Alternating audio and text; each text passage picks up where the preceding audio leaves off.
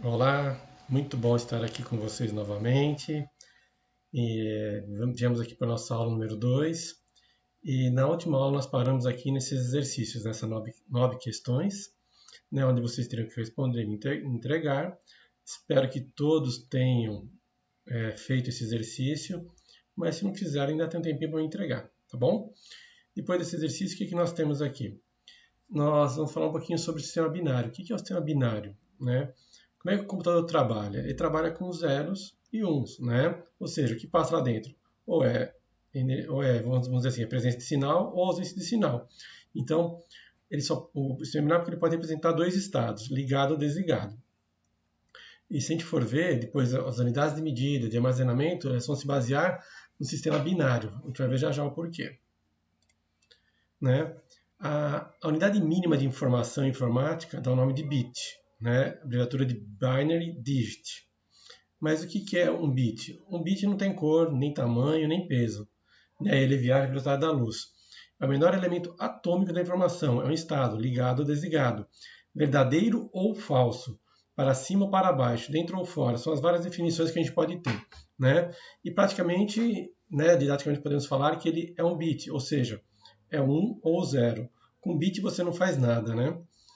A gente vai perceber que a menor unidade de armazenamento ou de informação, vamos dizer assim, é 1 byte. Como assim 1 byte?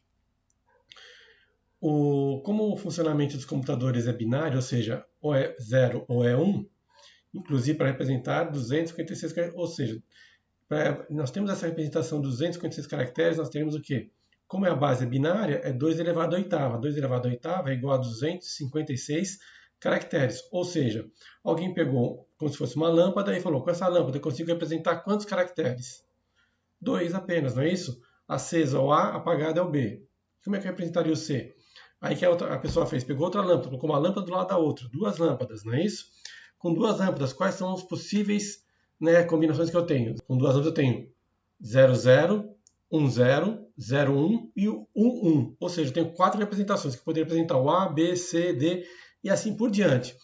Quem fez esse estudo pode chegar à conclusão que para representar todos os caracteres e todos os números, né, de 0 a 9 e mais caracteres especiais, precisava colocar o quê? 2 elevado à oitava, ou seja, seriam 8 bits. Então, 1 byte, que é a menor unidade de informação, equivale ao quê? A 8 bits. 1 bit é um sinal elétrico apenas. Para representar, para você guardar, né, um caractere, você precisa de 8 bits. Essa combinação de zeros e uns aqui. Mesma coisa nós temos no açougue, né? O que você pode pedir no açougue? Vamos começar a comparar as unidades medidas de informática com as unidades medidas do açougue ou da nossa vida real. No açougue você pode pedir o quê? 100 gramas de carne. Eu posso ter 100 bytes, seria o quê? 100 gramas ou 100 caracteres de informação. 1 kilobyte, que é a próxima medida depois do byte. 1 kbyte equivale ao quê? No açougue, se eu pedir 1000 gramas, equivale a 1 quilo. Para dar continuidade ao nosso estudo, a gente vai falar um pouquinho agora sobre software. Tá? Mais especificamente, a gente vai falar mais do sistema operacional, que é aquele software básico que auxilia, que deixa a máquina funcionando, todo o seu hardware funcionando. Né? É o software, o logicial, o programa de computador, é uma sequência de instruções a serem seguidas ou executadas na manipulação. Ou seja, o Windows, o software básico, é um programa de computador. Um programa, se vocês forem ver aqui, um software, ele é feito através de uma linguagem de programação. Existem N no mercado aí, que você pode utilizar para construir ou um sistema operacional, o famoso SO, ou um software aplicativo, como nós já vimos na aula anterior. Sistemas operacionais que nós temos no mercado, né? As mais conhecidas, né? Os mais conhecidos, o Windows, Linux, mas também tem o macOS, o Android também é bem conhecido porque é um sistema operacional de celular e vários hoje equipamentos que nós vemos, iOS e Windows Phone. Tá? Você tem aqui os vários logomarcas, né, desses produtos que nós estamos falando aqui, mas o nosso foco de estudo hoje será o Windows. Aqui tem toda uma linha, né, da criação do Windows, uma linha de vida, né, da evolução do Windows, desde o Windows, né, 1.0, Windows 98, 95, quem passou por essas épocas aqui, creio que a maioria de vocês pegou o Windows XP, brevemente passou pelo Vista, um tempo maior pelo Windows 7, o Windows 8 quase que ninguém utilizou, e hoje maciçamente, né, o Windows 10. Tá bom? Então essa é a evolução da família Windows. Esse é um produto da Microsoft, que ele vem evoluindo, tá bom? E hoje está no estado da graça aí no Windows 10. O Windows 10 ele foi criado com a intenção de ser uma plataforma única, né, sistema operacional, e funcionar em qualquer, né, em qualquer hardware. Vocês podem ver que tínhamos antigamente até aparelhos celulares com Windows, né? Hoje não se tem mais, já foi extinto. Mas vocês podem ver que várias plataformas ou vários hardwares, né, utilizam Windows como sendo o sistema operacional. Aqui nós temos não só, né, o Windows NT para desktop, que é o que nós usamos nas nossas máquinas de usuário, mas também nós temos a linha, que é o concorrente muito direto do Linux, que são os sistemas operacionais para servidores, né? O Windows não parou no Server 2012, já evoluiu, já está em outras versões. Mas o Windows NT, né, foi evoluindo para o Server 2000, 2003, 2008 R2, uma versão bem robusta, né? E assim foi evoluindo. Para que serve o Windows para o servidor? Qual a diferença? Existem vários mecanismos de segurança, de você fazer login, né, de controle de usuários e assim por diante. Coisa que você não vai ter maciçamente no Windows 10 para desktop. Tá bom? É uma diferença básica. O kernel, o centro de funcionamento é bem parecido, mas as funcionalidades que você tem no server são bem diferentes. Porque ele vai ser usado num servidor de aplicativos, num servidor de arquivos, servidor de banco de dados, então ele tem que ter todo um controle de gerenciamento de segurança, de login, tá? Controle de armazenamento e assim por diante. Aqui nós temos uma tela, aqui nós temos do Windows 7, vai valer também para o Windows 10, é muito parecido, a gente vai falar um pouquinho dos elementos que compõem a tela mais à frente, tá bom? Vai falar um pouquinho de ícones, da barra de tarefas aqui embaixo, do botão iniciar e assim por diante. Então nós temos aqui do Windows 10 a tela dele, né? Você deve estar muito familiarizado já com essa tela aqui, a maioria de vocês já trabalha com essa tela. E aqui nós temos as várias versões e variações do Linux, que também é um sistema operacional, como o Windows é, né? Existem várias distribuições do Linux. Alguns devem conhecer o Linux, outros não, mas ele não deixa de ser um sistema operacional. E aqui nós temos a tela de um Linux, né? Antigamente, quem falava em Linux achava que a tela seria igual essa daqui, uma tela DOS, né, textual, mas o Linux evoluiu muito e é muito parecido com a área de trabalho do Windows, tá? Aqui nós temos uma tela de trabalho do Macintosh, do Apple, né? Que na verdade o Windows é uma cópia do Apple. Percebo que aqui os objetos são bem parecidos, né? Os ícones e assim por diante, mas é a famosa maçãzinha aqui. Do Android nós temos aí, claro que versões muito mais atuais do que isso. Nós temos aqui algumas versões do Android, já passou a Lollipop faz tempo, tá bom? Mas também é um sistema operacional. E aqui nós temos alguns aplicativos, tá bom? Do Microsoft Office, né, com seus componentes do pacote, de correio eletrônico, coisas bem antigas aqui de mensageria, ICQ, não sei se alguém usou, o Skype até hoje, né, a gente utiliza o Skype, alguns aplicativos de gráficos, né, para foto, Photoshop, AutoCAD, utilitários de compactação de arquivos, aqui bancos de dados hoje de mercado, e assim por diante. São todos softwares aplicativos. O software básico é o sistema operacional, e aqui nós temos os softwares aplicativos, que são usados para alguma finalidade. Aqui é a logomarca do Windows 7, que foi um sistema operacional que perdurou um bom tempo no nosso mercado. Aqui nós vamos falar um pouquinho, né, da evolução do Windows 7 e do Windows Vista, né? Algumas diferenças entre elas, mas o que nos interessa hoje aqui é falar um pouco do nosso sistema operacional atual, que é o Windows 10. Todo e qualquer sistema operacional ele tem a sua área de trabalho, né? Ou seja, o Windows é o nosso ambiente. E sempre no nosso ambiente, nossa área de trabalho, nós temos o quê? O botãozinho lá embaixo aqui, à nossa esquerda, que é o botão iniciar. É uma barra de ícones, junto com o botão iniciar, tem uma barra de ícones de ferramenta. Como está aqui, ó. Aqui nós temos uma tela do Windows 7, que não é muito diferente não do Windows 10. Dentro da nossa área de trabalho, nós temos o quê? Os nossos ícones, né? Que estão aqui na nossa área de trabalho. Aqui nós temos a nossa imagem de fundo da nossa área de trabalho. Aqui embaixo, né? Pode ser que esteja aqui, nós temos que colocar aqui embaixo, ou lá no esquerdo, no superior ou à direita. Mas esse canto aqui é o botão iniciar. Esses são os botões, né, das tarefas minimizadas. Nós temos aqui também os preferenciais. E nesse outro canto aqui, as notificações, como data, hora, se estamos na rede ou não, se está ligado o som e assim por diante. Qual tipo de teclado nós estamos usando. Então aqui nós temos a área de notificação, botão iniciar, barra de tarefas, área de trabalho, e na nossa área de trabalho nós temos os ícones.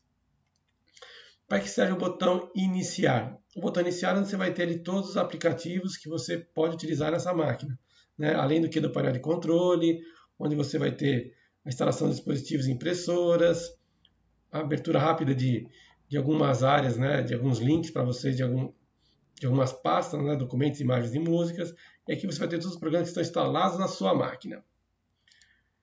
Nós temos também aqui, na nossa barra de tarefas, como personalizá-la de alguma forma, né? Você pode perceber que a gente pode bloquear a barra de tarefas para que vocês não usem, a gente pode ocultar essa barra de tarefas de forma que quando você chegue perto dela, ela apareça, você saia, ela seja reduzida, ou seja, ela desce. Para que isso? Para você ganhar mais área de trabalho, mais espaço na sua área de trabalho, tá bom? Você pode mudar, falar, né, o tamanho dos itens que você quer, você pode falar o local da barra de tarefas na tela, inferior, superior e assim por diante, tá bom? E assim nós vamos indo.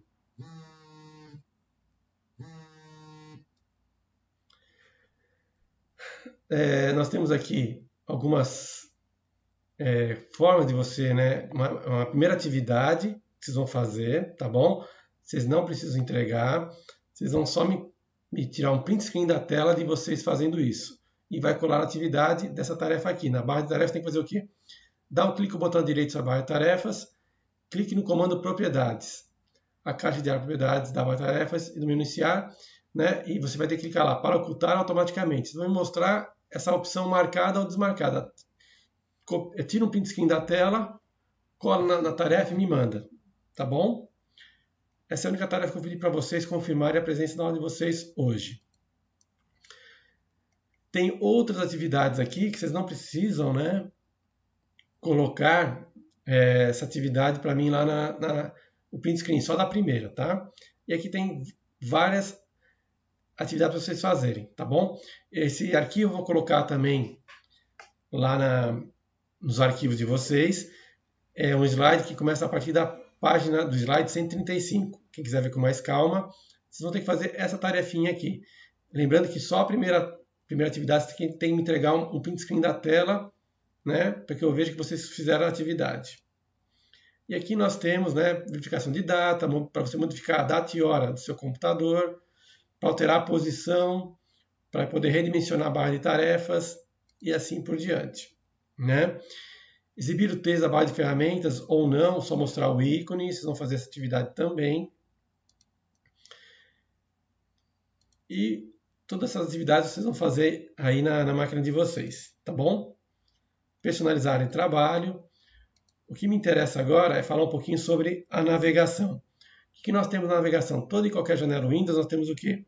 As caixas de controle, nós temos a barra de título, a barra de menu, barras de rolagem, área de trabalho e aqui as bordas, tá bom? Esses são os elementos básicos de uma janela, uma caixa Windows. O que são? Vamos falar um pouquinho dos arquivos. A gente vai ver que os arquivos é tudo aquilo que você pode guardar no seu HD, em CD, DVD, vai ser um arquivo. Um arquivo a gente vai ter uma regrinha para a gente criar o nome e sobrenome dele. Como assim nome e sobrenome? Todo arquivo vai ter um nome, é como uma pessoa tem um nome e a pessoa também tem um sobrenome. O que indica sobrenome? De que família ele veio? Vamos supor, João da Silva. Ele é da família Silva e ele é o João. Então a gente vai ver que um arquivo hoje, a limitação né, para você dar um nome do arquivo, não tem muito limite. Você pode colocar um texto gigantesco no nome de um arquivo. E o sobrenome, para que serve o sobrenome? Para você indicar qual aplicativo vai abrir aquele arquivo. Vamos supor, se ele for um TXT, provavelmente ele vai ser aberto no Notepad. Se ele for um doc ou docx, quem vai abrir é o Word. Se ele for um XLS ou XLSX, é quem vai abrir o Excel. E se for um PPT, PPTX, quem vai abrir o PowerPoint. E assim por diante. As extensões servem para indicar qual é o aplicativo que vai fazer a abertura ou vai fazer a edição daquele arquivo. Tá bom? O que é um arquivo exe? É um arquivo executável, que não vai ser aberto por nenhum aplicativo. Ele vai ser executado diretamente pela máquina. E assim por diante. Tá vendo aqui? Ó? Existem os tipos do arquivo. O que são? É o que vem depois do ponto. Nome do arquivo, ponto, depois a extensão. Exe.pom, com, né? São arquivos executáveis. O que é um batch? É um arquivo de grupos de comandos, né? Se for um batch, então ele vai fazer o quê? Ele vai saber que lá dentro tem vários comandos e ele vai executar um a um. Um arquivo TXT é um arquivo de texto simples. Os nomes dos arquivos e diretório podem ter até 255 caracteres de comprimento, incluindo qualquer extensão. Isso já mudou, isso já é maior, tá bom? Os nomes preservam maiúsculas e as minúsculas, mas não são sensíveis a ela. O que é a NTFS? É a forma de organização do file system ou da sua tables, né? Através da alocação de arquivos. Ele não faz distinção de nomes de arquivos. Os nomes podem conter quaisquer caracteres, com exceção de quais? Esses aqui você não pode colocar como nome de arquivo, tá bom? Eles não podem compor o nome do arquivo, mas pode chamar lá Antônio espaço José, ele aceita espaços. Antônio underline José, e assim por diante, tá bom? Ponto e a extensão daquele arquivo. Aqui nós colocamos, né, algumas extensões padrões. Doc, o docx é do Word. XLS, XLSX, Excel. PPT, PPTX, Microsoft PowerPoint. MDB ou ACCDB do Microsoft Access. ODT é de um concorrente, é um gratuito do Office, né? Do OpenOffice, onde o ODT é um padrão como se fosse um docx ou um doc, né? É o Word do OpenOffice, do gratuito. ODS é como se fosse XLS, é o Calc, né? Ou seja, é o Excel do pacote gratuito. ODP, né? Na verdade, é o PowerPoint aqui do gratuito, Impress, né? OpenOffice Impress. ODB, OpenOffice Base, ou seja, é o banco de dados do pacote gratuito. Você pode usar o OpenOffice BR? Pode. Ele é totalmente gratuito? É. Isso a gente encontra às vezes em órgãos públicos, que eles adotaram a filosofia, há um tempo atrás, do software livre. Mas a gente percebe que hoje em dia tem voltado já a plataforma Microsoft, que seria o Office, tá bom? Que é a plataforma que nós iremos estudar na nossa disciplina aqui. Aqui nós temos outros programas, não é isso? Com outras extensões, tá vendo? AVI, geralmente é um vídeo, MP4, vídeo. E se for MPEG, é uma animação. DWG, um AutoCAD. BMP é um formato de imagem. Existem N formatos de imagem. Alguns com melhor definição, outros com pior definição. Quanto pior definição, menor o arquivo. Tá bom? Música, o famoso MP3, WMA, PDF e assim por diante. Então aqui nós temos várias extensões que vão indicar que tipo de arquivo está contido naquele arquivo digital, tá bom? O que são pastas, né? Na verdade são containers ou são áreas onde eu guardo vários outros arquivos. Eu posso guardar os meus arquivos em várias pastas dentro do meu dispositivo de armazenamento. Para quê? Para ficar melhor organizado, né? Dentro de uma caixa ou de uma pasta eu posso guardar arquivos de diversos tipos ou extensões. A unidade de disco nada mais é do que um baita de um arquivo, né, de ferro, onde eu tenho várias gavetas ou várias pastas para poder separar esses arquivos aqui, né? Cada pasta ou cada diretório representa uma gaveta. Dentro de uma gaveta eu posso ter outras pastas que a gente chama de subdiretórios, tá bom? E aqui nós temos a representação deles, né? Abrindo o Windows Explorer, eu posso ver, o meu computador tem o quê? O disco C. Dentro do disco C eu tenho uma pastinha chamada Aikido, não sei como aqui, né? Eu tenho aqui um exemplo do professor Alberto Filme, dentro da pasta, ou seja, Aikido, né? Eu tenho o quê? Uma subpasta Alberto, filme, e dentro da pasta Alberto eu tenho o quê? A pasta cursos e assim por diante. Eu posso criar pasta dentro de pastas. Além disso, né, dentro de uma pasta eu posso ter os arquivos. E aqui nós temos como acessar o Windows Explorer. Quais são as formas que eu tenho isso?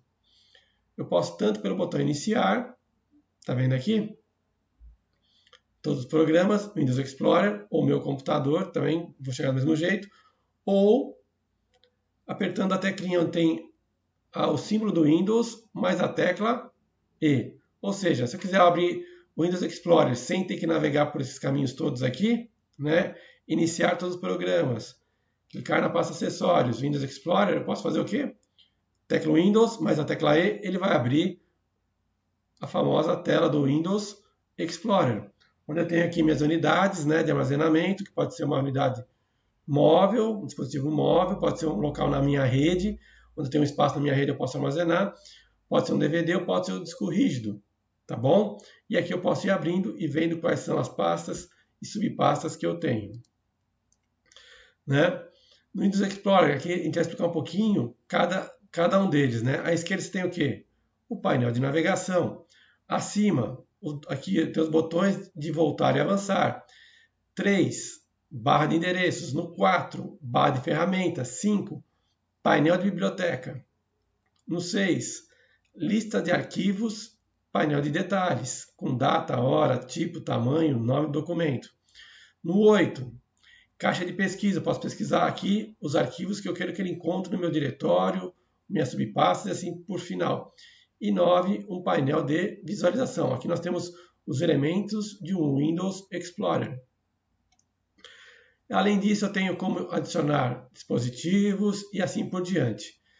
Como é que eu faço para adicionar, né, um arquivo ou uma pasta?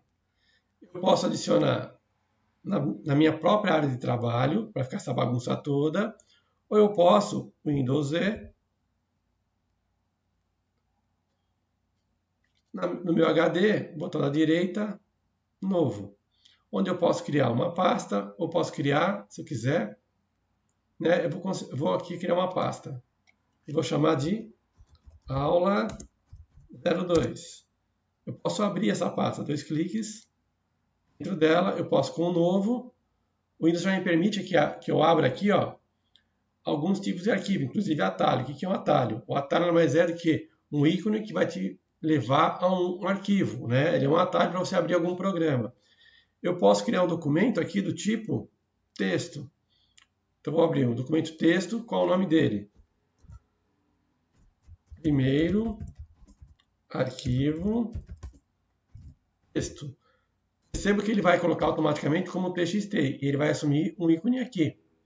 Quando eu der 2 cliques nesse cara aqui, nesse arquivo, ele já sabe que ele vai abrir aonde? Na minha máquina, ele sabe que vai abrir o Notepad. Ó. Já abri o Notepad, posso escrever nele. Aula 02. Arquivo, salvar. Posso fechar, desligar minha máquina, voltar aqui amanhã, abrir o arquivo de novo, está lá aula 2. Como eu poderia vir aqui, novo, abrir o Microsoft Word Document. Ou seja, ele vai abrir o Word e vai falar assim, ó, qual é o nome desse cara aqui? Documento. Documento do Word. Quando eu der 2 cliques nele, ele vai abrir, quem ele vai sugerir, ó, Word. E vou escrever alguma coisa aqui. Documento do Word. E vou salvar. Perceba que a extensão do meu arquivo vai definir que ícone vai aparecer aqui. O que esse ícone representa? Que provavelmente, se eu der 2 cliques e der um Enter em cima do arquivo, quem que ele vai usar para abrir esse documento? Está me dizendo que vai abrir o Word. E se eu usar aqui, ele vai abrir o Notepad. E cada um deles com o seu correspondente. Ou seja, então a extensão do arquivo vai me indicar, provavelmente, qual aplicativo que vai ser utilizado para abri-lo. Se eu quiser apagar esse documento aqui, como é que eu faço? Tem 2 jeitos. Ou eu aperto a tecla Del do meu teclado. Qual a diferença da tecla Del para o Shift Del? Vou apertar o Del, ó, ele sumiu, não é isso? Só que se eu for aqui na minha lixeira, Ficou um monte de coisa aqui mostrando, né? Mas tá aqui, ó. Document do Word, ele tá aqui, eu posso recuperá-lo, ó. Restaurar o item selecionado. Vou fechar. Quem está de volta aqui? Agora, se eu pegar e apertar Shift Del, vou ter ele na lixeira. Percebo que ele não está mais na lixeira. Por quê? A lixeira nada mais é um estado temporário que eu posso, quando eu dou um del no arquivo, ele vai para a lixeira. Para que eu possa, em caso acidental, recuperar o meu arquivo. Caso eu aperte, mantenha o Shift pressionado e aperte a tecla del para excluir um arquivo, aquele documento será excluído definitivamente. Entre aspas, dá para recuperar ainda com aplicativos especialistas nisso, você consegue ainda recuperar esse seu documento no HD. Quando dá pau no seu HD, se manda para um especialista recuperar, o que ele faz? Ele usa softwares que vão vasculhar a tabela de alocação de arquivos para poder recuperar esse arquivo aí que você apagou, mas ainda está registrado na tabelinha lá na listinha de arquivos e o endereçamento deles, né? Mas teoricamente, quando você vem aqui e dá Shift Del, olha lá, ele te avisa. Você quer excluir permanentemente? Quando você dá del, ele apaga e não te avisa nada, porque você tem uma chance de recuperar ele aqui ainda. Ó. Documento do Word, restaurar, e ele volta para onde ele estava. Quando eu apertar Shift e del, ele vai te falar, ó, você vai apagar de vez, hein? Tem certeza? Sim. Então, basicamente, o que nós fizemos aqui, né? Na aula de hoje, a gente viu, em termos de informação de armazenamento, né? Ou seja, sistemas de medida, unidades de medida na informática, comparou com a vida real, o que é um mega, o que é um kbyte, o que é um gigabyte, o que é um terabyte. Vimos o que é um sistema operacional, vimos como criar uma pasta para organizar melhor o meu dispositivo de armazenamento, vimos como criar um arquivo, né? Como renomeá-lo, como dar nome a eles, né? Eu posso renomear uma pasta? Pode, botão à direita aqui do mouse, renomear. Aula 2, fim. Né? E assim por diante. A mesma coisa um arquivo. Posso dar um outro sobrenome? Posso. Posso mudar a extensão? Posso mudar o nome? Posso, né? O que fica de atividade para vocês? Aquilo que tinha lá a partir da página, a partir do slide 135 da apresentação, vocês têm que fazer o primeiro exercício lá, né? Aqui da barra de tarefas, tá joia? Botão à direita. Você tem aqui, ó, barra de tarefas. Você pode bloquear. Tem que fazer aquilo que está pedindo no exercício lá, tá bom? Aqui vocês vão ver que nós temos o Windows 10, lá está baseado no Windows 7, mas me mandem a primeira tela, né? Um print screen. Mas como é que eu tiro print screen, professor? No seu teclado vai ter uma teclinha chamada print screen ou PRT-SC, SCR, né? Você pode apertar ela uma vez, tum. Clicou? Se você for lá no Word,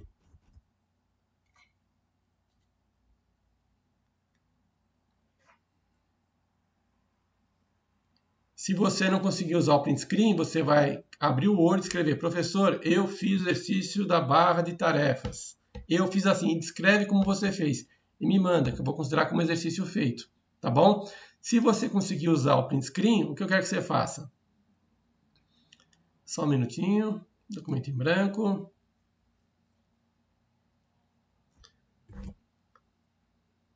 Recolhe a tela assim, tá vendo? Me mande o arquivo. Esse arquivo aqui é anexado à tarefa, para que eu veja que você acessou a barra de tarefas, fez as alterações que precisavam ser feitas. Se você não consegue usar o print screen ainda, eu te ensino depois, né, numa outra aula. Você vai escrever aqui: professor, eu fiz a tarefa da seguinte maneira. E vai escrevendo aqui, tá bom? Vou aceitar assim também. Pega esse arquivo, anexa a atividade. Tá ok? A aula de hoje basicamente é sobre o sistema operacional. Provavelmente na próxima aula nós estaremos iniciando já o Office, onde nós entraremos no Word. Tá? A gente vai começar a usar o editor de textos, que é o Microsoft Word. Né? Quem tiver alguma dúvida sobre o que nós falamos hoje, sobre unidade de medida, sobre o sistema operacional, sobre o Windows, como criar pasta, como criar arquivo, né? A gente vai ter ainda, talvez na próxima aula eu fale um pouquinho ainda sobre calculadora, sobre bloco de notas e sobre o Paint. como é que a gente vai brincar um pouquinho com esses 3 elementos que vêm gratuitamente no seu Windows, né? Basicamente, o que eu queria falar, a grosso modo, do Windows, eu paro por aqui. Semana que vem eu continuo falando um pouquinho mais do Windows e é bem provável que a gente entre no Word, tá bom? Então, vocês tenham uma ótima semana, uma boa aula para vocês. Estarei online durante o horário de vocês, no horário de aula de vocês, para qualquer dúvida, para qualquer esclarecimento. Boa aula, bom exercício e boa semana. Grande abraço a todos.